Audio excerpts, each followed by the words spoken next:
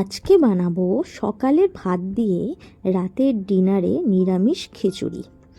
ঘন ঘন, সুন্দর, টেস্টি। একবার দেখো তোমরা সবাই আমি কিভাবে খিচুড়িটা বানাই। এটা কোনো গোবিন্দভোগ চালের খিচুড়ি না। বাড়িতে যে চালের আমরা ভাত খাই সেই চালই আমাদের ভাত ছিল, সকালের ভাত। রাতে হাজবেন্ডের আবদারে খিচুড়িটা আমি বানিয়েছি পুরোপুরি নিরামিষ পদ্ধতিতে। কোনো পেঁয়াজ রসুন আমি ব্যবহার করিনি, এমনকি আমি আদাও ব্যবহার করিনি। আমি যে পদ্ধতিতে বানাচ্ছি পদ্ধতিটা তোমরা একবার ফলো করো আর বানিয়ে দেখো কীরকম বানাই আমি। এভাবে বানালে আঙুল চেটে প্রত্যেকটা মানুষ খাবে, একটুখানি গ্যারেন্টি দিতে পারি। আমি এবারে নিয়ে নিলাম একটা প্রেসার কুকারে জল নিয়ে নিয়েছি। জলের মধ্যে বেশ অনেকটা মটর ডাল আর মুগের ডাল আমি দিয়ে দিলাম। এর মধ্যে একটু টমেটো দিয়ে দেবো, একটু কাঁচা লঙ্কা দিয়ে দেবো, একটু নুন আর একটু হলুদ দিয়ে এটা আমি সিটি দিতে দিয়ে দেবো। 4টে সিটি হবে। এর মধ্যে একটু আলু দিয়ে দেবো। হ্যাঁ, আরও কিছু সবজি থাকলে তোমরা দিতে পারো। আমার খিচুড়ির সবজি কিছু সেরকম ছিল না, অন্য কিছু ছিল, বেগুন টেগুন এগুলো ছিল, তো সেগুলো তো আমি দিতে পারি না। তো আমি এটা এবারে সিটি দিতে বসিয়ে দেবো। আর খিচুড়ির জন্য যে মশলাটা আমি তৈরি করে নেবো, গোটা ধনে, গোটা জিরে, টমেটো আর গোটা গরম মশলা, আমি এর মধ্যে এই মশলাটার মধ্যে আছে, এটা আমি মিক্সিতে পেস্ট করে নেব।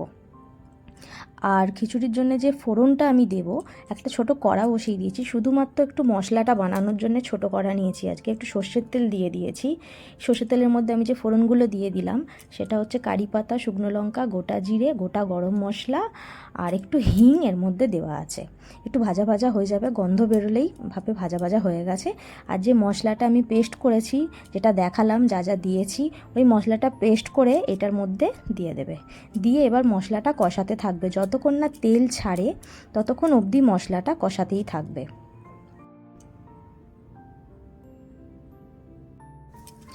আমি এর মধ্যে কিন্তু একটু আদাও ইউজ করিনি। নিরামিষ খিচুড়িতে কিন্তু আদাটা দেয়, আমি আদা ইউজ করিনি। আর পেঁয়াজ রসুন তো দিইনি। আমাদের অনেক সময় অনেক কিছু খেতে ইচ্ছা করে। আমার ম্যাক্সিমাম রেসিপি এভাবেই থাকবে। হ্যাঁ, পার্টিকুলার রেসিপিও আমার থাকবে, যেটা পুরোপুরি বানানো হয় ওরম রেসিপিও আমি বানাবো। কিন্তু অনেক সময় অনেক কিছু খেতে ইচ্ছা করলে যদি আমাদের কিছু না উপস্থিত থাকে বাড়ির মধ্যে, তখন আমরা কিভাবে বানাই আমি সেই রেসিপিগুলোও দেখাবো। তো মশলাটা ভাজা হয়ে গেছে। আমি একটু হলুদ গুঁড়ো, একটু লঙ্কা গুঁড়ো, একটু ধনে জিরে গুঁড়ো, একটু কাশ্মীরি লঙ্কার গুঁড়ো আমি দিয়ে দিলাম। তো দিয়ে দেওয়ার পরে ভালো করে আবার ওটাকে আমি একটু ভেজে ভেজে নিচ্ছি, একটু ভালো করে নাড়িয়ে নেব। অনেক সময় বাড়িতে অনেক কিছু না থাকলেও কিভাবে টেস্টি রান্না করা যায় এবং সেটা টেস্টি খেতে লাগে, আমি সেই রান্নাগুলো বেসিক্যালি দেখাবো। এই দেখো, আমি যে ডালটা সেদ্ধ করেছিলাম, ডাল, আলু, টমেটো যা যা দিয়েছিলাম, ডালটা আমার সেদ্ধ হয়ে গেছে। এবার ওই মশলাটা আমার কষা হয়ে গেছে, মশলাটা আমি ডালটার মধ্যে মিশিয়ে দিলাম। এই প্রেসার কুকারের মধ্যে সকালের যে ভাতটা ছিল সেই ভাতটা আমি দিয়ে দিলাম। দিয়ে ভালো করে ওটাকে নাড়িয়ে নেবো। একদম পুরো মশলা, ডাল সমস্তটা যা যা আছে ভালো করে ওটাকে নাড়িয়ে নেবো। নাড়িয়ে নিয়ে হালকা একটুখানি হলুদ দিয়ে দেবো, আর একটু মশলা দিয়ে দেবো, একটু কাশ্মীরি লঙ্কা গুঁড়ো দিয়ে দেবো। এই কাশ্মীরি লঙ্কা গুঁড়োটা যেটা আমি ইউজ করছি, এইটা কিন্তু অরিজিনাল কাশ্মীর থেকে আনা। আর এর মধ্যে আমি একটু জল দিয়ে দিলাম, একদম বসে বসে গিয়েছিলো। জল দিয়ে এবার একটু ফুটবে। ফোটার মানে এই না যে ভাতটা নরম হয়ে যাবে বা কাদা হয়ে যাবে, একদমই কিচ্ছু হবে না। একটু জল দেওয়া যেতেই পারে। এতে ধনেপাতা দিয়ে দিলাম, ঘি দিয়ে দিলাম, গরম মশলা দিয়ে দিলাম। একদম ঘন ঘন করে ফুটিয়ে নিলাম, বেশি পাতলা পাতলা করিনি। আর ভালো করে আবার নাড়িয়ে নিলাম, নাড়িয়ে ফুটিয়ে নিলাম। এবার দেখো কিরাম দেখতে হয়েছে। মনে হচ্ছে না পুরোপুরি যেরকম যে প্রসেসে খিচুড়ি হয় পুরো সেই প্রসেসে কিন্তু আমি চাল ডাল একসঙ্গে ফোটাইনি, কিন্তু দেখতে কত সুন্দর হয়েছে আর খেতেও অসাধারণ ছিল। এই নিয়মে খিচুড়ি বানিয়ে দেখবে, এই মশলাগুলো ইউজ করবে, অসাধারণ হয়েছিল খেতে।